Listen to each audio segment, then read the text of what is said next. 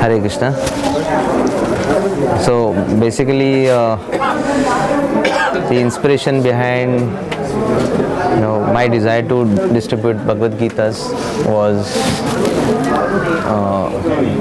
the reason why I came to Krishna consciousness was Bhagavad Gita.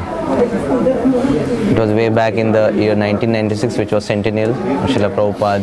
That year, there was massive book distribution going on. I was in Ahmedabad, I was doing my job, and a couple of devotees happened to come to our office. I bought Bhagavad Gita, which I read cover to cover within a couple of days, and I really felt inspired. So that was the main reason I thought Bhagavad Gita has everything that one needs to know to solve the material perplexities in today's life, and I saw that in my own life practically happening. And regarding this Yagya thing, how it started, I can just recollect 4 or 5 years ago. One time, it was just a week before Gita Jayanti day, and particularly before that year, at many railway stations we used to distribute books on massive scale, but that particular year we didn't have any plan to do so. So I thought what to do on Gita Jayanti day. So then I started just thinking about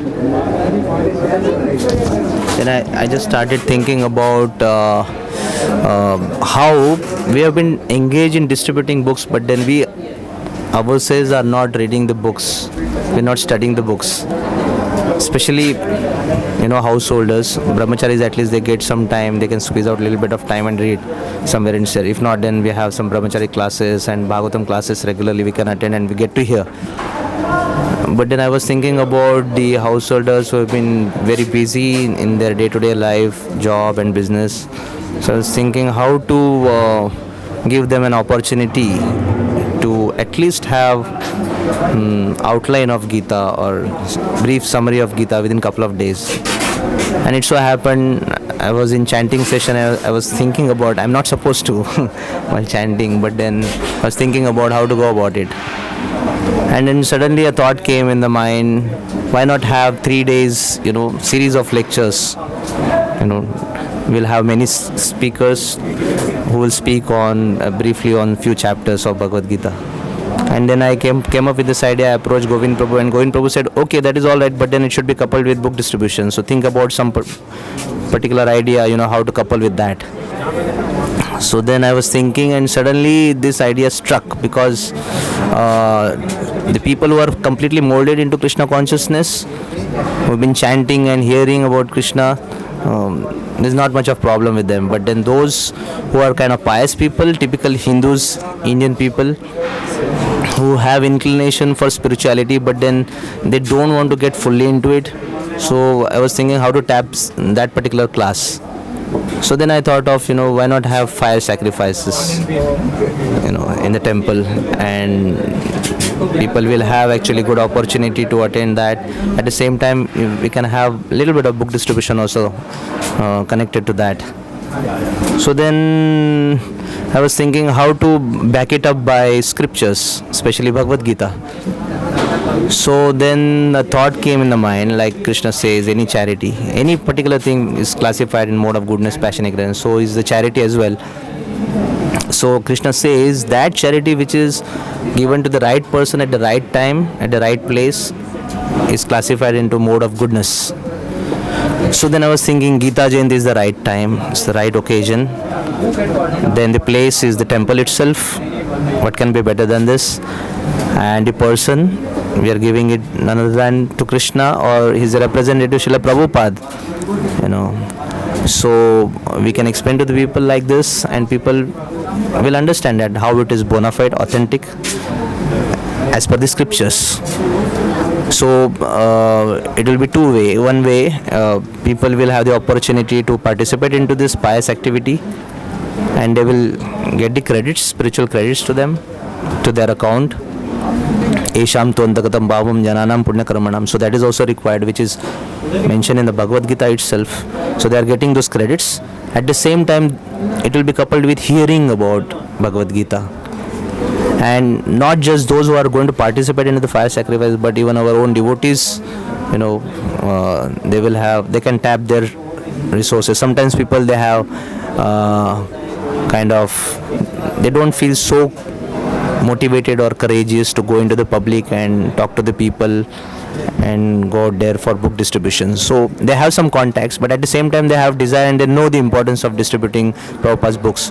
So they can encash upon their contacts, and this is the way they can encourage the people, to whom they know, to contribute in this way.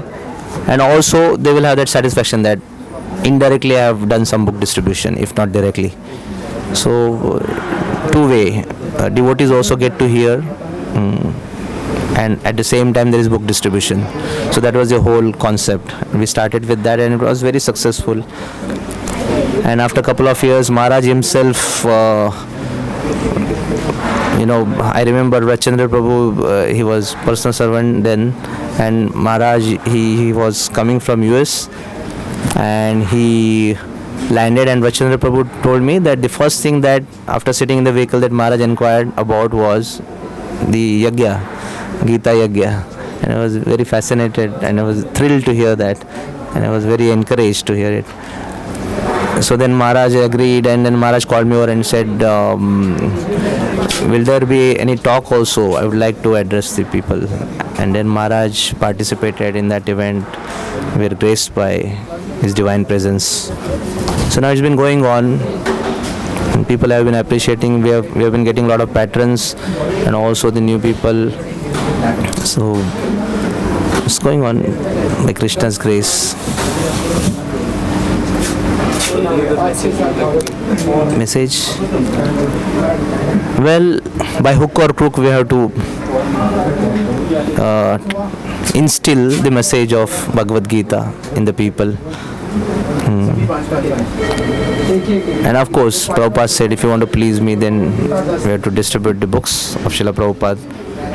So either directly, there is one-to-one preaching, or like our bus parties they do, they go to the corporate. There could be so many ways. There could be so many ways. Some or other we have to, like Prabhupada used to call the books as time bomb. This today only Baldev Prabhu mentioned in the class that how somebody was gifted one Bhagavad Gita and then he became a devotee. Now he's chanting 16 rounds and now he's been inspiring so many other people. So it's like that. So even if it is indirectly done in this way, somebody getting a sponsor, and we have seen actually these Bhagavad Gitas which are sponsored, genuinely they are being distributed in the villages where our preachers have been going and talking about Krishna's message, and those people who cannot afford to buy Bhagavad Gita. So we have been giving them, and they have been reading it, studying it nicely. They have been becoming devotees. So this way also works. Sometimes fanatically or immaturely we say only 1-to-1 is real book distribution. But we have seen results are there. Krishna's message in whatever way you distribute, it is going to have its effect. If not that particular person to whom you gift it away, some other person is going to read it. It's a time bomb. Some day, some point of time it is going to blast. That is the whole idea. Thank you. Hare Krishna.